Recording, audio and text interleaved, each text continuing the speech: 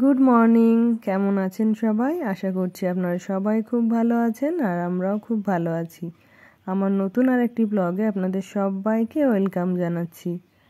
এখন হলো সকালবেলা, আর এই যে শীতের সকাল মানে একটু চা তো না খেলেই নয়, তো এখন একটু চা খেয়ে নেব। তারপরে সমস্ত সংসারের কাজকর্ম তো পড়েই আছে, ওগুলোতে হাত দেব।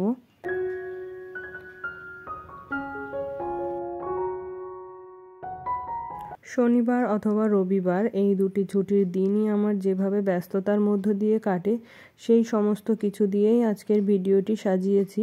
আশা করছি আমার অন্যান্য ভিডিওর মতো এটিও আপনাদের খুব ভালো লাগবে। তারপরে চলে এলাম রান্নাঘরে। রান্নাবান্না অর্ধেক আমি করে নিয়েছি, ডাল, সবজি, ভাত। আর এখন যে রান্না করব এটা হলো আমাদের দুপুরে যে খাবারটা হবে তারই প্রস্তুতি নিচ্ছি আর কি। তো এখানে কিছু মটন এনেছে, আর মা যেহেতু মটন খায় না, তো মার জন্য চিকেন আনা হয়েছে। তো আজকে দুপুরের জন্য শুধু চিকেন, মটন, আর সকালে ডাল, সবজি ওগুলো তো আছেই। তো এইখানে এই যে এখন মশলাটা পেস্ট করে নেব। তো মটনের পাতলা ঝোলই আমার সব সময় বেশি ভালো লাগে, তো আজকে ভাবছি মটনের পাতলা ঝোলটাই করব।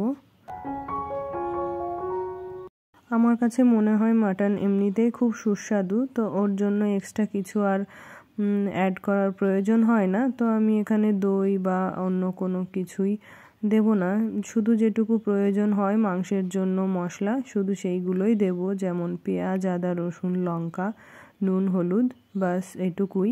তো এই যে আমি রান্নাটা শুরু করে দিলাম। বেশ কয়েকদিন ধরে ভাবছিলাম যে একটা কাটিং বোর্ড আর একটা নাইফ কিনবো। তো যদিও কাটাকুটিগুলো মাই করে থাকেন, আমাকে খুব একটা করতে হয় না, তবুও টুকটাক যেটুকু কাটাকুটি করে থাকি, যেমন পেঁয়াজ কুচোনো, একটু লঙ্কা কাটা, তো সেগুলো কাটতে গিয়ে খুবই অসুবিধা হয়। তো সেই জন্যই একটা চপিং বোর্ড আর একটা নাইফ আমি অনলাইনে অর্ডার করেছি। তো 2-1 দিনের মধ্যে সেটি ডেলিভারি দিয়ে দেবে, আর ডেলিভারি দিলে সেটি আপনাদের সাথে শেয়ার করব যে কীরকম কাটিং বোর্ড আর নাইফ আমি কিনেছি। আর এই তো মশলাটা কষা হয়ে গেছে, এবার মাংসটা ভালো করে কষিয়ে নেব। তো কড়াইতেই পুরো কষানো হয়ে গেলে তারপরে এটি আমি প্রেসার কুকারে শিফট করে দেব। তো তারপরে 2-1টা সিটি দিয়েই নামিয়ে নেব আর কি। তো গত সপ্তাহে যে মাটনটা করেছিলাম সেটা আমার ওভার কুক হয়ে গেছিলো, মানে একটু বেশিই সেদ্ধ হয়ে গেছিলো। তো আমার কাছে মনে হয় যে মাটনটা একটু শক্ত শক্ত থাকলেই ওটা খেতে বেশি ভালো লাগে। তো আজকেও সেই রকম একটু শক্ত শক্ত করেই নামানোর ইচ্ছে আছে। তো তার জন্য আমাকে আরও একটু বেশি সতর্ক থাকতে হবে, প্রেসার কুকারের হুইসেলগুলো আমাকে একটু লক্ষ্য রাখতে হবে। আর এই যে মাংসটা কীরকম সেদ্ধ হয়েছে সেটা টেস্ট করানোর জন্য বরমশাইকে ডেকে নিয়েছি। তো ওর যেটা ভালো লাগবে, যে যেরকম নরম পছন্দ করবে সেই রকমই রাখবো আর কি। সমস্ত রকম মাংসের মধ্যে মাটন আমার প্রথম পছন্দ, আর আমার ছেলে, হাজবেন্ড ওরাও খুব পছন্দ করে। আর আমার শ্বশুরমশাই ওই সামান্য পরিমাণে খান আর কি, আর মা তো একেবারেই খান না। তো যেদিন যেদিন আমাদের বাড়িতে মাটন হয়ে থাকে মায়ের জন্য আলাদা করে একটুখানি চিকেন করে থাকি। মা অবশ্য বারণ করেন যে ওনার জন্য আলাদা করে আবার করতে হবে না, তবুও কেমন যেন মনে হয় যে আমরা সবাই ভালো মন্দ খাবার খাবো, আর মা সেদিন হয়তো মাছ ভাত খাবেন। তো সেই জন্যই মায়ের জন্য একটু চিকেন করা আর আমাদের জন্য মাটন। সমস্ত কাজ গুছিয়ে নিয়েছি, পরাগ বাবুকেও স্নান করিয়ে দিয়েছি, আর এখন চলে এসেছি ঠাকুর ঘরে পুজোটা সেরে নেব। তো সকালবেলা স্নান করে পুজোটা দেওয়াই যায়, কিন্তু আমার যেহেতু সকালে উঠেই রান্না করতে হয়, আর এখন যেহেতু শীতকাল তাই আমি সকালে পুজোটা আর সারতে পারি না। তো দুপুরবেলা রান্নার শেষে ঘরের সমস্ত কাজ গুছিয়ে স্নান করে তখনই আমি পুজোটা করে থাকি।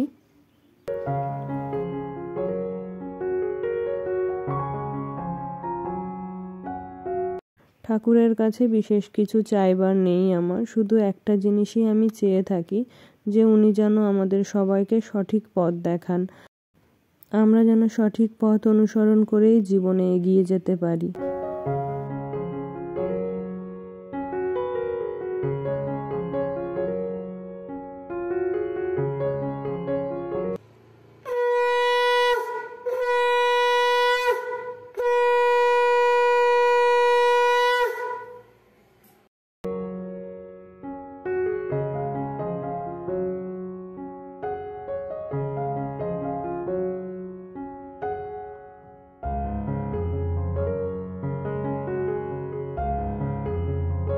আর এই তো পুজোটা হয়ে গেল। এখন ওই যে পরাগবাবুকে স্নান করিয়ে দিয়েছিলাম, তো এখন ওকে খাইয়ে দেব। আর এই তো বাপ ছেলে একই সাথে শুয়ে আছে, এদিকে ছেলে স্নান করে নিয়েছে, অথচ বাবার এখনো ঘুম ভাঙছে না। আর এই যে আমি শ্বশুরমশাইকে ডাকছি ভাত খাওয়ার জন্য, তো উনি যেহেতু টিভি দেখছিলেন তাই বললেন কি পরে খাবেন। আর এই যে আমি আমার ছেলের জন্য এখন ভাত নেব। আর ও যেহেতু রোজ স্কুল থেকে এসে ওর ঠাম্মির কাছ থেকে চকলেট চাই, চকলেট নেয় আর কি, তো আজকেও সেই চকলেট খুঁজছে, কিন্তু আজকে যেহেতু স্কুল ছিল না তাই চকলেটটাও পায়নি। আর চকলেট না পেয়েই ওর মন খারাপ হয়ে গেছে, তাই ও চলে গেছে ঠাম্মির কাছে চকলেট চাইতে। তো যতক্ষণ চকলেট না দেওয়া হবে ততক্ষণ নাকি ভাতই খাবে না। তো আমি একটু বকাবকি করার পর ওই যে খাওয়া শুরু করেছে। তো ওকে আমি জোর করেই ধরে আনলাম, বললাম বুঝিয়ে যে তুই ভাতটা খা, তারপরেই তোকে চকলেট দেওয়া হবে। তারপরে দুপুরের খাওয়া দাওয়া কমপ্লিট করে আমরা গেলাম একটু ছাদে। শীতকাল আর ফল তো এমনিতেই ঠান্ডা হয়, তো সেই জন্য আমার খুব একটা ফল খাওয়া হয় না। তো কিছু লেবু নিয়ে চলে এলাম ছাদে। তো ভাবছি ছাদের মিষ্টি রোদ্দুরে বসেই লেবুগুলো খাবো আর কি।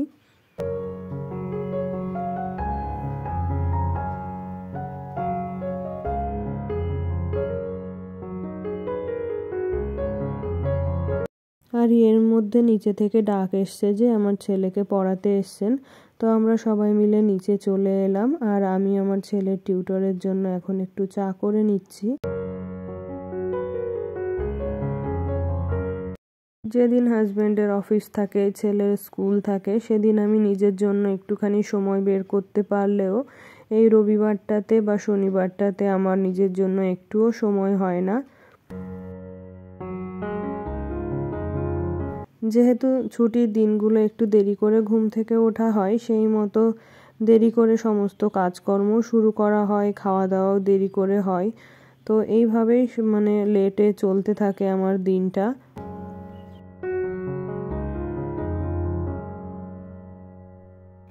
আর এই যে চাটা হয়ে গেছে, এখন ওর টিউটরকে চাটা দিয়ে আসবো।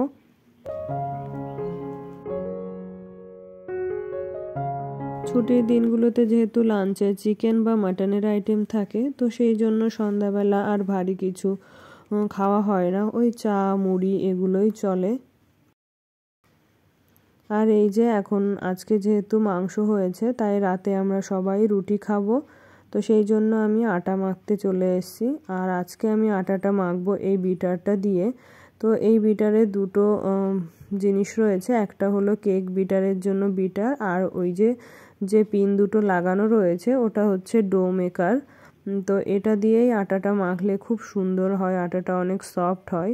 তো এটা দিয়েই আজকে আমি আপনাদেরকে মেখে দেখাবো।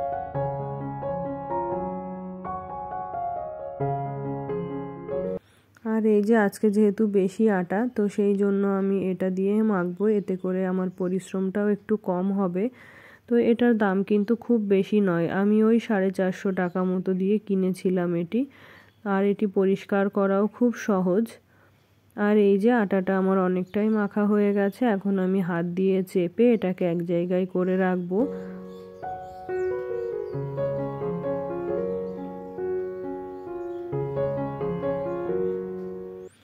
আর এই তো আটাটা এবার কিছুক্ষণের জন্য রেখে দেব। তো কিছুক্ষণ পরে এসে আমি রুটিটা করে নেব, আর আপনাদের দেখিয়ে দিই যে এটা ইউজ করা কতটা সহজ। এই যে বাটনটা দেখা যাচ্ছে, এটা সামনের দিকে দিলে এর স্পিড বাড়ে কমে, মানে সামনের দিকে বাড়ে আর পিছনের দিকে কমে। আর এই বাটনটা প্রেস করলে পিন দুটো খুলে যায়। আর এগুলো লাগানোও এতটাই সহজ যে মানে পিন দুটো পুশ করলেই এগুলো লেগে যায়। তার জন্য লেচি করে নিয়েছি। তো এখন আমি রুটিগুলো করে নেব। বেশিরভাগ দিন আমাদের বাড়িতে রাতে আমরা সবাই ভাত খেয়ে থাকি, তো শুধু বাবা রুটি খান। তো বাবার জন্য যে দুটো রুটি করা হয়, ওই দুটো রুটি শাশুড়ি মা করে থাকেন। তো সেই জন্য আমাকে রুটি অতটাও করতে হয় না। তো আজকে অনেক দিন পরে আমি রুটি করতে এলাম, তো জানি না কেমন রুটি হবে। তো কীরকম হবে কি না হবে সবটাই আপনাদের সাথে শেয়ার করছি। চলুন দেখুন কীরকম রুটি তৈরি হয় আজকে। আজকের আটাটা কিন্তু অন্য দিনের তুলনায় অনেক সফট হয়েছে। সেটা আমি হাত দিয়েই বুঝতে পারছি। আর এই যে এখানে আমার ফার্স্ট রুটিটা বেলা হয়ে গেছে, এবার এগুলো এক এক করে আমি সেঁকে নেব।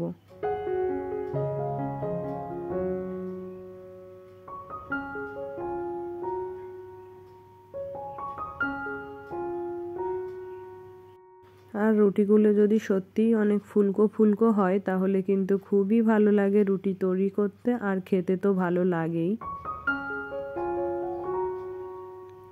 হ্যাঁ, আমি পেরেছি, প্রথম রুটিটা ফুলেছে। এবার দেখা যাক দ্বিতীয় রুটিটা।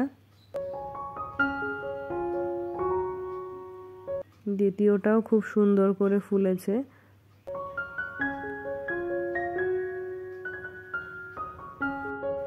এই তো রুটিগুলো সেঁকা হয়ে গেলে আমরা সবাই ডিনার করে নেব, আর সেই সঙ্গে আপনাদের থেকে বিদায় চেয়ে নিচ্ছি।